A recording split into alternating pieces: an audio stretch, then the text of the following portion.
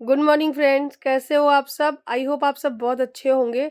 ये video Friday का है, जिस दिन महालक्ष्मी व्रत पूजा थी उसी दिन का ये वीडियो है। मैं व्रत पूजा ये करती हूँ, तो मैं यहाँ पर उसी की तैयारी कर रही हूँ। इस महालक्ष्मी व्रत पूजा में बहुत सारी चीज़ें बनती हैं, मैदे की, बेसन की, आटे की, और उनके जेवर भी बनते हैं, तो वो सारी चीज़ें मैं बनाऊँगी। और भी इसमें बहुत सारा सामान बनता है, गुजियाँ, पपरियाँ, तो वो सब चीज़ें मैं नहीं बनाती हूँ, क्योंकि न्यूक्लियर फैमिली में जब हम लोग रहते हैं ना, तो ये सारी चीज़ें इकट्ठे बनाकर और फिर वेस्ट करना अच्छा नहीं रह लगता है। लेकिन जब हम अपने जालौन में रहते हैं और अपने ससुराल में जॉइंट फैमिली के साथ में रहते हैं, तो मम्मी ये सारी चीज़ें बनाती हैं, लेकिन मैं फिर भी पूजा के लिए जो जो चीज़ें लगती हैं वो चीज़ें मैं बनाती हूँ।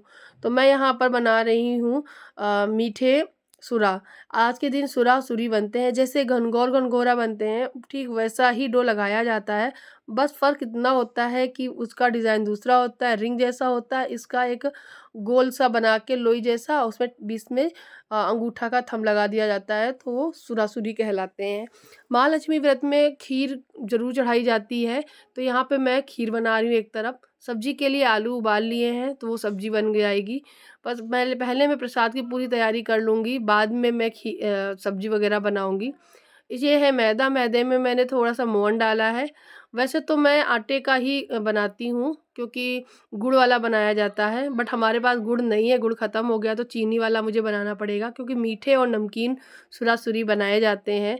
तो मैं मीठे के लिए जो है पाक बना लूँगी चाशनी का, और ये छोटे-छोटे मैदे के बना के उसमें डिप कर दूँगी, तो उससे क्या हो जाएगा, ये मीठे के पाक बन जाएँगे अच्छे से। और यहाँ पे मैं बेसन का बना रही हूँ, बेसन के नमकीन रहेंगे, तो इसमें बेसन, थोड़ा-सा मोहन और थोड़ा-सा नमक डाल के बेसन का डो बना लेंगे।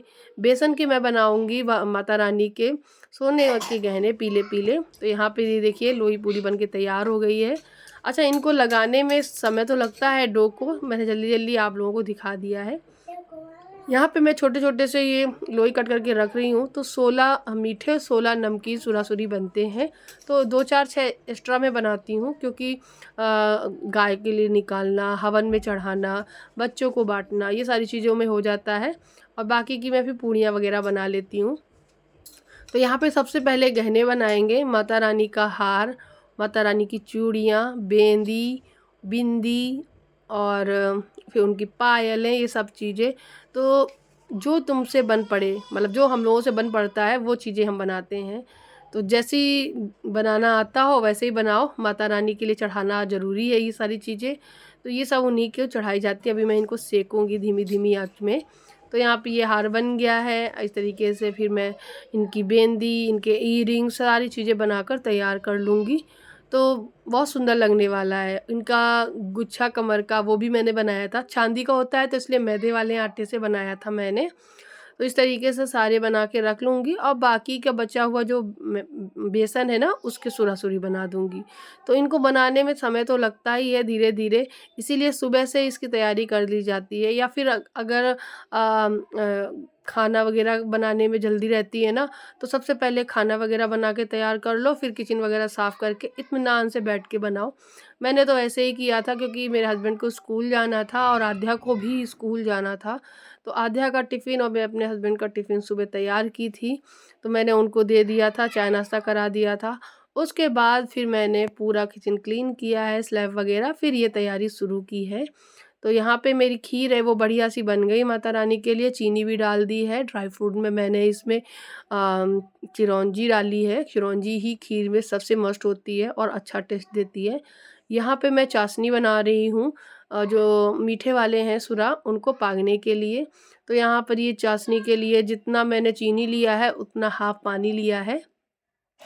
उतनी गाढ़ी चाशनी बनानी होती है, करीबन 1 तार से भी ज़्यादा अच्छी चाशनी होनी चाहिए, गाढ़ी-गाढ़ी सी।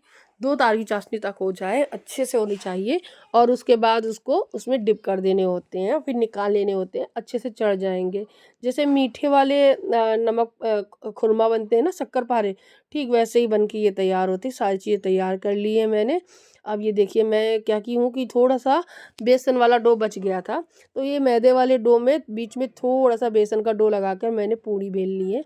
तो ये 7-8 पूड़ियाँ हो जाएँगी, तो कुल मिला के 11 पूड़ियाँ हम लोग चढ़ा देंगे। गेहूँ के आटे की भी हैं और ये वाली भी। तो पपरियाँ बोलते हैं, इनको पपरियाँ बोल सकते हैं, तो मैंने कुछ पपरियाँ जैसी बना दी हैं। तो यही सब कुछ भोग में लगता है। तो बस यहाँ पे ये सारी सीख के तैयार हो गई हैं। अब बारी आती है थाली को लगाने की। तो आप देख सकते हो माता रानी की गहने, सुरासुरी, पूरी, ये सारी चीज़ें बन गई हैं। तो बस चाशनी भी बन के तैयार हो गई है। अब ये जो है जो मैदे वाले हैं वो उनको उसमें डिप करके निकाल लेंगे तो मीठे हो जाएंगे। तो प्रॉपर पूरी थाली है वो लग के तैयार हो गई है हमारी। अब बारी आती है खुद तैयार होने की। तो यहाँ पे मैंने ये सारी चीज़ें कंप्लीट करके रख दी हैं। उसके बाद मैं खुद तैयार होने के लिए जाऊँगी और फिर वहाँ पर भी माता रानी की चौकी वगैरह लगानी होती है, उसकी सारी तैयारी करूँगी क्योंकि उसमें भी समय लगता है। सब कुछ करते करते कब 11:30 बज गए थे पता ही नहीं चला था। मैंने ये साड़ी पहन ली है और यहाँ पे मैं चूड़ियाँ निकाल रही हूँ मैचिंग की, कांच की चूड़ियाँ बहुत शुभ होती हैं। जब हम पूजा वगैरह करते हैं तो कांच की चूड़ियाँ ही पहनी जाती हैं। अगर आप चूड़ा वगैरह पहन रहे हैं, हमारे यहाँ की बात कर रही हूँ मैं, हमारे यहाँ चूड़ा का नहीं कांच की चूड़ियों का महत्व है। तो यहाँ पे मैं जब भी अगर चूड़ा पहनती हूँ तो पीछे एक कांच की चूड़ी ज़रूर डालती हूँ क्योंकि खाली चूड़ा नहीं पहना जाता है। तो मैंने ये साड़ी जो पहन ली है इसका ब्लाउज़ ये नहीं है, इसका येलो कलर का है। मेरे वो आ नहीं रहा है ब्लाउज। अब ये वाला जो पहले वाला ब्लाउज था वो आ रहा है, बीच के जो ब्लाउज सिलवाए थे वो नहीं आ रहे हैं। मतलब आप समझ सकते हो जो मैं पहले थी थोड़ी हेल्दी सी वैसी हो गई हूँ। बीच में मैं बहुत पतली हो गई थी तब मैंने जो ब्लाउज सिलवाया था इस साड़ी का वो नहीं हो रहा है। तो यहाँ पे मैंने थोड़ा मोड़ा सा मेकअप कर लिया है, लाइनर, लिपस्टिक, फेस पाउडर, सिंदूर वगैरह लगाकर। और मैं बालों को सिंपल सी गुत बना लूँगी क्योंकि मुझे एक तो गुत बनानी आती नहीं है सीधे हाथ से, मैं पीछे उल्टे हाथ से बनाती हूँ लेकिन सीधे हाथ से इस तरीके से बनानी नहीं आती। बस मैंने कोशिश की है तो बन गई है। छोटे बाल है ना इसलिए बन गई, बड़े बाल होते तो मैं थक ही जाऊँगी बनाते बनाते क्योंकि मुझे आगे से बनानी नहीं आती है। वैसे आप लोग बताना कैसी लग रही हूँ। बाकी का ये सारा सामान मैं बंद करके यहीं छोड़ दूँगी और कान में इयररिंग डाल ले रही हूँ, थोड़ी सी झुमकियाँ डाल ले रही हूँ तो अच्छी लगेगी। प्रॉपर लुक दिखाती हूँ मैं आपको, बताना मुझे कि मैं कैसी लग रही हूँ। मेरे को तो मैं बहुत अच्छी लग रही हूँ। और बस अब बारी आती है महावर वगैरह सब कुछ लगाऊंगी जाकर। हे गाइस, सुबह हो गई हूँ तैयार, कैसी लग रही हूँ मुझे बताओ, अच्छी लग रही हूँ कि नहीं बताना जरा। कैमरा पता नहीं क्यों गंदा गंदा लग रहा है मुझे, धुंधला सा दिखता है। अब सही लग रहा है ना? हाँ अब बिल्कुल सही है। सो गाइस ये देखो मैं तैयार हो गई हूँ। इस साड़ी के साथ भी येलो कलर का ब्लाउज था जो कि मुझे नहीं हो रहा है तो इसलिए मैंने ये वाला पहना है। ये मैंने पिछले करवा चौथ पे सिलवाया था, अच्छा लग रहा है ये आई थिंक सारी साड़ियों पे जा ही सकता है क्योंकि ये silver and golden mix colour है। और मैंने ये गुद बना ली है क्योंकि मुझे लग रहा था गुद बनाने पे ज़्यादा अच्छा लग रहा है। और ये झुमका डाल दिया मैंने, अच्छा लग रहा है ना? तो प्रॉपर अच्छे से इससे तैयार हो गई हूँ। मेरी ये bangle yellow and pink Rani colour इसी मैचिंग, ये तो मैं तैयार हो गई हूँ। अब मैं जा रही हूँ पूजा करने, पूजा विस्तारूँगी, पूजा करूँगी। ठीक है चलिए पूजा करते हैं। तो अभी मैं आ गई हूँ आसन विराजित कराने माता रानी को आसन पे। तो सबसे पहले नीचे मैंने थोड़े से अक्षत डाल दिए हैं क्योंकि अक्षत से चौक बनाना या फिर गेहूं के आटे से चौक बनाया ना या रंगोली से चौक बनाना बहुत ज़रूरी रहता है। तो मैंने अक्षत से थोड़े से चावल लेकर चौक सा बना दिया है, फिर उसमें पटा रख के आसन लगा दिया है। और सबसे पहले गणेश स्वरूप मैंने यहाँ लोटा रखा है। सबसे पहले गणेश जी को विराजित किया जाता है चाहे कोई भी पूजा क्यों ना हो। तो थोड़े से मैंने चावल रखे हैं नीचे, उस पर लोटा रखा जल भर के, उसके ऊपर चावल की कटोरी रख के उसमें दिया रख दिया है। फिर मैंने थोड़े से अक्षर रख के महालक्ष्मी जी को हाथी समेत विराजित कर दिया है। उसके बाद मैंने सारा सामान निकाल लिया है। तो सबसे पहले हम क्या करेंगे, सिंदूर वगैरह वहाँ पर रख देंगे और वहाँ पे गौरा रखेंगे जो मिट्टी की बनाई जाती है। मैं शुरू से ही बनाकर रखी हूँ, जब सुहाग लेना होता है उसी गौरा से सुहाग लिया जाता है। जो हमारे यहाँ सत्यनारायण की कथा हर साल जो होती है दक्ष के जन्मदिन पे, तो जो मैं गौरा है ज़रूर विराजित करती हूँ। पंडित जी भी मांगते हैं तो गौर बोलते हैं जिसे, उस गौर में सिंदूर रखा जाता है, उसी से सिंदूर चढ़ाकर लिया जाता है, लगाया जाता है, या फिर आप सिंदूरदानी अपनी रख सकते हो। फिर उसके बाद हल्दी और महावर मैंने माता रानी को लगाया, उसके बाद हल्दी और महावर मैंने अपने पैरों पे लगाया। हमारे ससुराल में महावर लगाने से पहले हल्दी लगाने का महत्व है। तो हल्दी लगाने से पैर एकदम पीले से हो जाते हैं, तो ऊपर उसमें जब महावर लगता है तो उभर के दिखता है, बड़े सुंदर सोने से पैर लगते हैं मुझे। तो यहाँ पे मैंने महावर वगैरह सब लगाकर और सबसे पहले कलश की जोत जला दी है।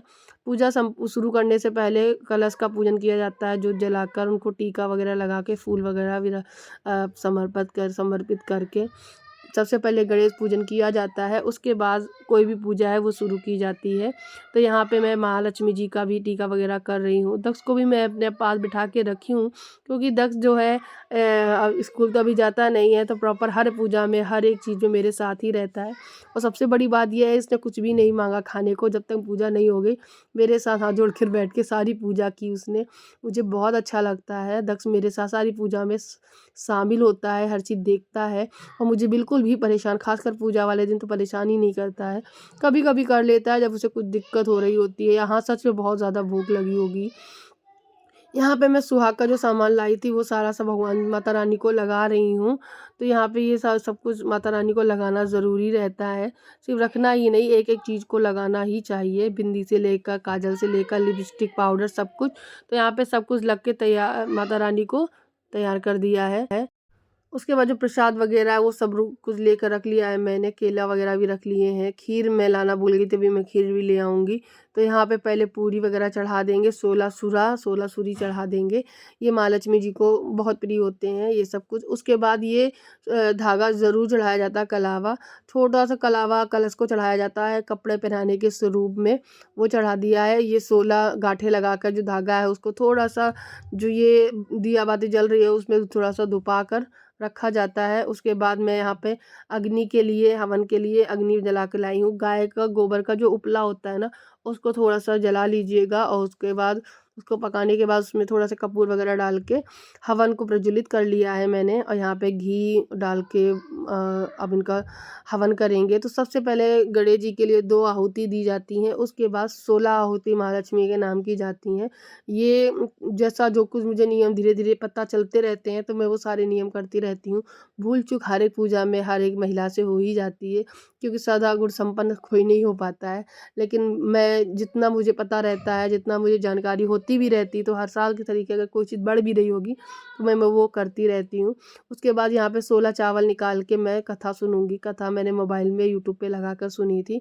16 बार जो कथा होती है वो सुन के उसको चावलों को समर्पित किया जाता है महालक्ष्मी को। यहाँ पे मैंने दक्ष को भी दे दिए हैं फूल, वो भी मेरे साथ कथा सुन रहा है। बस कथा सुनने के बाद उसके बाद आरती की थी महालक्ष्मी जी की, तो बस आरती भी मोबाइल पे लगा ली थी और मुझे आती तो है ही, लेकिन मैं साथ साथ गुनगुनाती जा रही थी, ताकि दक्ष को बहुत मज़ा आ रहा था उससे सुनने में। उसके बाद आरती वगैरह हो गई, पूजन वगैरह हो गया माता रानी का, हमारी पूजा संपन्न हो गई, सुहाग ले लिया था। तो इस तरीके से हमारी महालक्ष्मी की पूजा, व्रत की पूजा है वो संपन्न हुई थी। आप लोगों की कैसी रही मुझे ज़रूर बताना कमेंट में लिखकर। जब मैं आरती करी थी 10 घंटी बजा रहा था, बहुत प्रसन्न था। और पूजा वूजा संपन्न करने के बाद फिर मैंने दक्ष को प्रसाद वगैरह दिया था, टीका वगैरह किया था सुहाग वगैरह लेने के बाद। आप लोग बताइएगा, मैं यही कामना करूँगी महालक्ष्मी जी सबका सुहाग सलामत रहे। गाइस पूजा हो गई है और दक्ष को मैंने प्रसाद भी दे दिया है। अब मैं जा रही हूँ पूरियाँ सेकने, क्योंकि अब बच्चे को भी खिलाऊंगी, क्योंकि मैंने सब्जी बना दी है और जो पूरी भगवान को चढ़ाई थी ना, उन्हीं में से 2 दे दी है दक्ष को। खीर भी दे दी है, वो खा रहा है। सब्जी और दे देती हूँ, फिर अपने लिए बनाती हूँ। तो पूजा हमारी हो गई है, तो चलिए अब पूरियाँ सेकते हैं और भी काम अपने है वो निपटाते हैं। टाइम भी काफ़ी हो रखा है, थोड़ी देर में मिलते हैं आपसे।